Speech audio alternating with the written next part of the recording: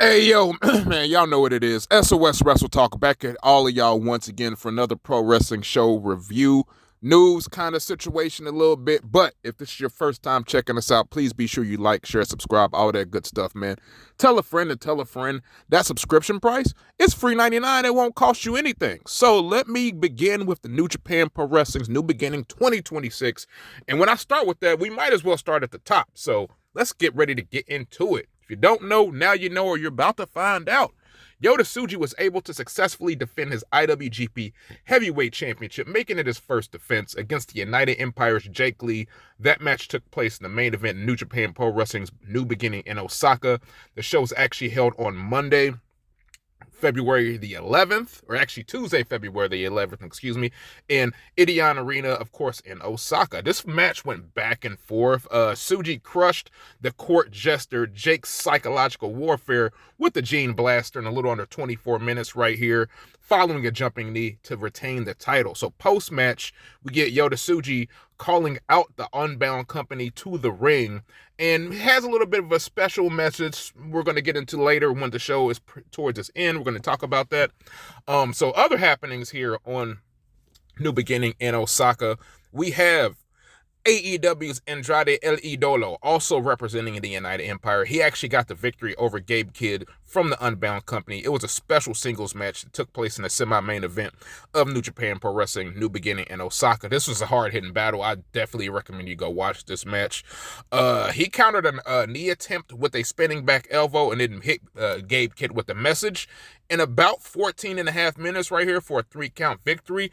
And as a result of said victory, Andrade has earned the right to challenge Yota Tsuji for the IWGP Global Heavyweight Championship on February 27th. That show's going to take place in New Jersey at New Beginning, USA. So afterwards, backstage, Gabe Kidd announced that he is not leaving, but he may need some time away from New Japan. So we'll see where that goes, where that interesting dynamic goes with Gabe Kidd stepping away from New Japan Pro Wrestling for a little bit in the meantime, in between time. So we also have a new champion as well.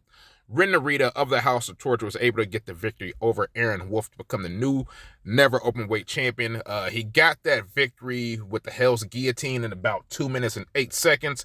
Of course, due to the House of Torture's continued outside interference, was able to steal the belt in a quick victory. So afterwards, Narita declared that he had not been appointed the new leader of House of Torture, but that he had been appointed the new leader of House of Torture. So it only makes sense that Ren Narita is now the new figurehead for the House of Torture. It felt like it was going that way anyway, but now he's the new champion, new never open weight champion right here. We'll see what Aaron Wolf has to say about that short victory and a lot of that interference as well.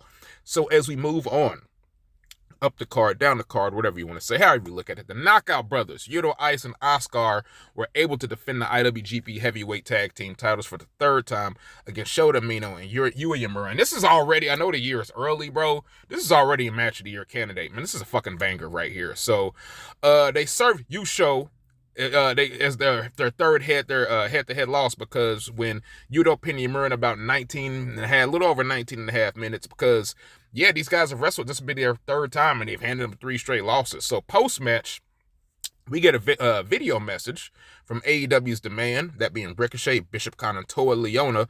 They said they will be coming to New Japan's New Beginning in USA on February 27th.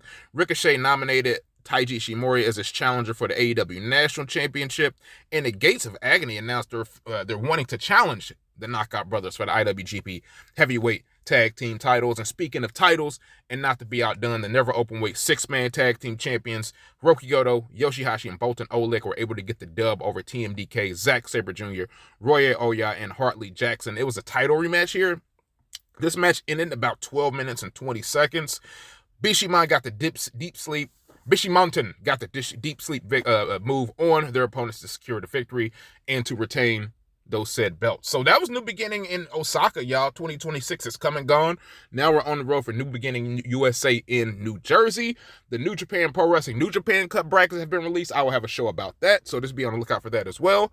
But I've got some before I get away. Before we close this up, Hiromu Takahashi who had been the face of the junior heavyweight division for so many years, has had his last match in New Japan. He had that match teaming with Robbie Eagles, getting a victory over the United Empire. Not Robbie Eagles, Robbie X, excuse me. Or Taiji Shimori, excuse me. I knew it was one of those guys from Bullet Club. Taiji Shimori getting a victory over the United Empire.